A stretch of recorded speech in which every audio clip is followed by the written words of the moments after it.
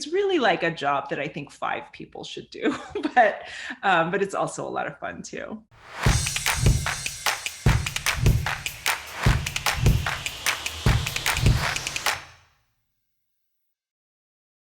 We have comic book IP. And so I think for us, we always start from is what section of the comic are we looking at? So we're really lucky in that way because we're never coming into a season with like nothing and no ideas. We're always coming in going like, okay, like here's this section of the comic. Like, so where do we want to start and end in it? And how much of it do we want to go original material or do we need to go original material? And then how much of it do we want to stay kind of true to exactly the way it was written? We do think a lot on our show about like what kind of story have we not done? What kind of pairings of actors have we either not seen before or has it been underserviced or what do we miss? Plot is plot and there's a million ways that you can kind of twist and turn things, but ultimately like there's only like so many like essential kind of like versions of a storyline, but you can still surprise people within it.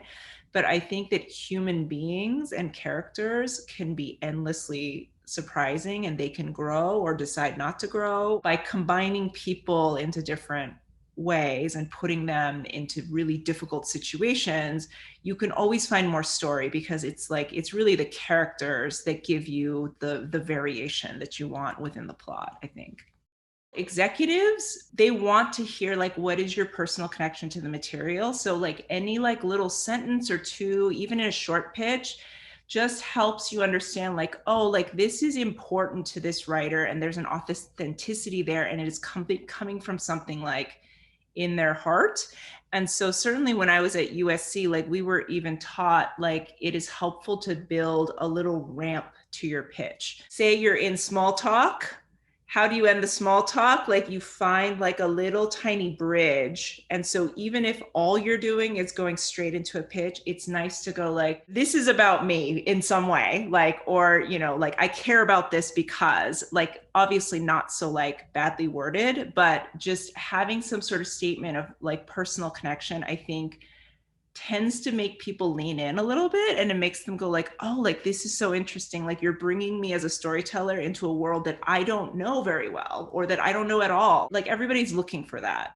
So you really want sort of like a written formal pitch that you've prepared that's about, 15 to 20, 25 minutes long, but I would keep it under 20. You can do visual aids. I do visual aids for pitches usually. Sometimes I get like concept art done. So I've had a friend who is who creates comic books.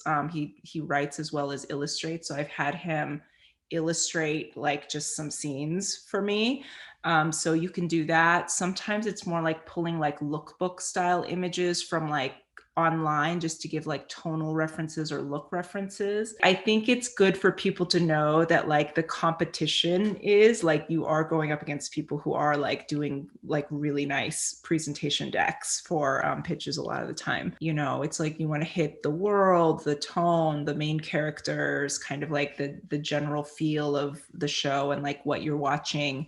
Just keep being creative. The journey can be long. Like I did so many years of free and cheap writing, and doing theater on like a shoestring budget and whatever before I ever got my first job. But, find the ways to continue to be creative and to really connect with other people who are creative and who are supportive rather than toxically competitive, because there are lots of people that are invested in seeing other people succeed creatively. Like there is enough pie. So like just find those people that are supportive of your dreams, like connect with them, help lift each other up.